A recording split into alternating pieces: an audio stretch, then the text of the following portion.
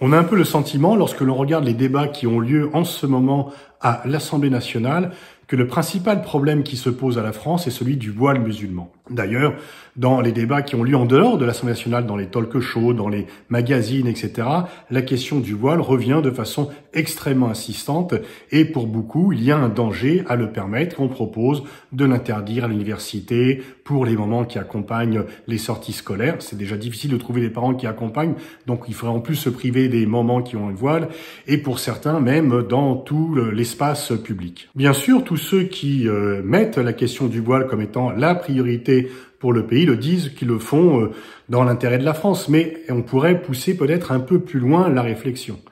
Quelle image donne-t-on à l'étranger? Alors bien sûr, ces débats sans cesse sur le voile montrent bien qu'il y a une communauté qui visait plus que les autres et que c'est bien les musulmans qui, dans leur ensemble, posent problème.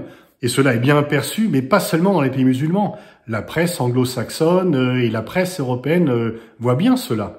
Et donc, notre image de pays qui aime bien donner des leçons aux autres sur la question des droits de l'homme est quand même légèrement écornée. Est-ce que ceux qui parlent ainsi du voile de façon relativement obsessionnelle en fait, et parfois même de façon un peu hystérique pour certains, pas pour tous, mais pour certains, ont un peu conscience de l'impact que cela peut avoir dans le monde pour l'image de la France, pour son statut? Il serait peut-être temps d'y réfléchir. Et puis, souvent, en fait, il me faut un peu penser à cette histoire de l'ivrogne qui cherche les clés de sa voiture, non pas là où il les a perdues, mais là où il y a de la lumière. Bien sûr, les débats sur les voiles sont assez simples. Il suffit d'être pour ou contre. On ramène la loi de 1905, quitte à la falsifier, parce que ni la loi, ni les travaux préparatoires ne montrent la volonté d'interdire les signes religieux. Et donc, il n'y a pas beaucoup vraiment à fouiller l'argumentation. Il suffit d'avoir des arguments à coups de massue. On a des arguments à coups de marteau-pilon pour dire que le voile représente finalement l'avant-garde de l'islamisme et que ceux qui ont une conception, je dirais, ouverte de la laïcité sont en fait les complices de l'islamo-gauchisme ou même islamo-gauchiste. Et dès qu'on prononce le terme d'islamo-gauchiste, eh bien, la messe est dite, on a complètement décrédibilisé son interlocuteur qui est devenu par ailleurs un adversaire. Mais si on y réfléchit, si on veut se rappeler où on a perdu les clés, pas là où il y a de la lumière, est-ce que c'est vraiment la menace principale, l'enjeu principal pour la France? Je viens de faire un livre sur l'intelligence artificielle et j'ai fait ce livre parce que j'ai été frappé par les enjeux et surtout par l'absence de véritable réflexion sur ce sujet. L'intelligence artificielle va révolutionner nos sociétés et l'état du monde.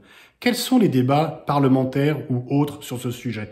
On n'en a presque pas parlé en 2017 pour l'élection présidentielle, on n'en parle pas au Parlement et il faudrait peut-être qu'on en parle en 2022. Ça, c'est un enjeu majeur. Comment va-t-on faire face à cette révolution numérique qui, une fois encore, sur le plan de la répartition de la richesse, sur le plan de la répartition du travail et sur le plan de la répartition du pouvoir au niveau géostratégique, va tout changer, pourrait tout changer? Ça, c'est un véritable débat urgent, important. Bien sûr, comment faire face au Covid-19, aux nouvelles pandémies qui pourraient venir, à cette crise économique et sociale extrêmement importante? Évidemment, la question du réchauffement climatique, alors bien sûr, là, on en parle un peu plus. Mais cette question du réchauffement climatique me paraît là aussi être un enjeu bien plus important que le fait de savoir si on va permettre à 2 ou 3 mamans de porter un voile pour emmener les gamins au musée. Bref, il y a un peu le sentiment que l'on détourne l'attention et que l'on concentre sur un problème qui n'est en rien fondamental, mais parce que on peut très facilement prendre des positions de principe et peut-être pour certains avoir un agenda. Peut-être qu'il est quand même temps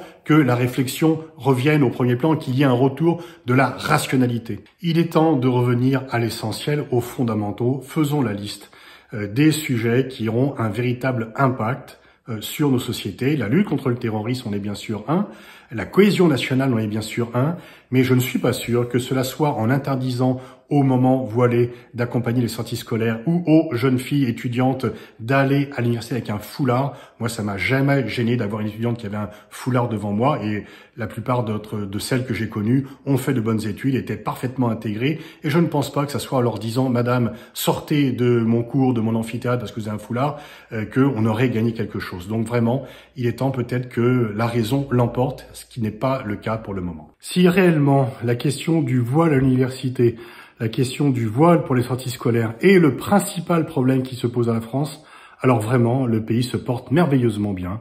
Il n'y a plus aucun problème, on vit vraiment dans un pays de cocagne. Donc franchement, revenons à un peu plus de raison.